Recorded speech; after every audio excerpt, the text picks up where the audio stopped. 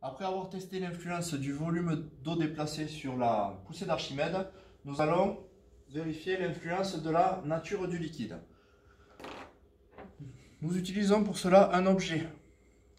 C'est le même objet, enfin en tout cas le même volume utilisé tout à l'heure pour le volume d'eau déplacé. Donc on ne remesure pas le volume, on sait qu'il fait 200 ml.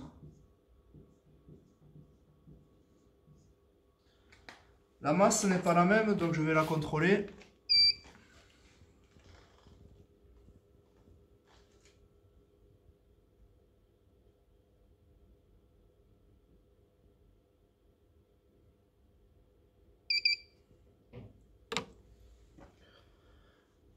Nous avons 299 grammes.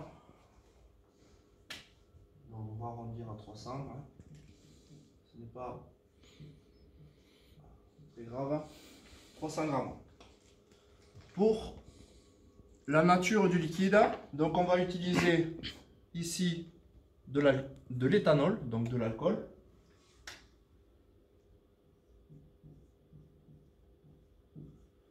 Et de l'eau, ici, dans ce récipient.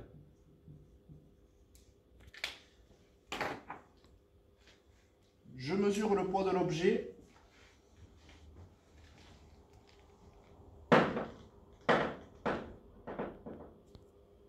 Nous avons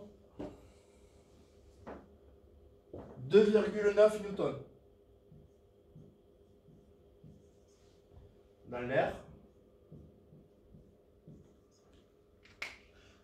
Je mesure le poids apparent donc de l'objet une fois qu'il est immergé. Je vais faire d'abord dans l'alcool.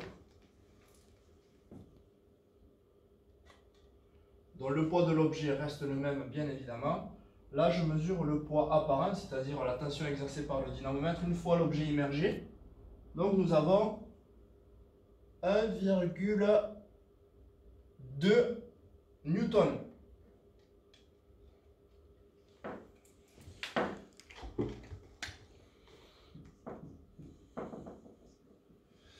« 2,9 moins 1,2,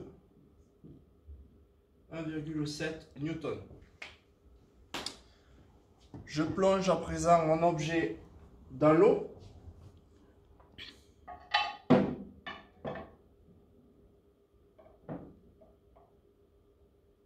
Nous avons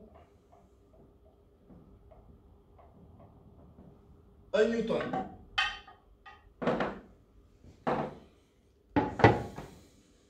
Donc 1 newton, pardon, contre 1,2 tout à l'heure. C'est une petite différence, mais une différence quand même.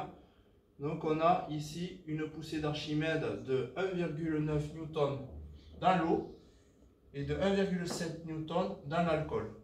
Donc on constate que la poussée d'Archimède varie et donc que la nature du liquide influence la poussée d'Archimède. C'est terminé.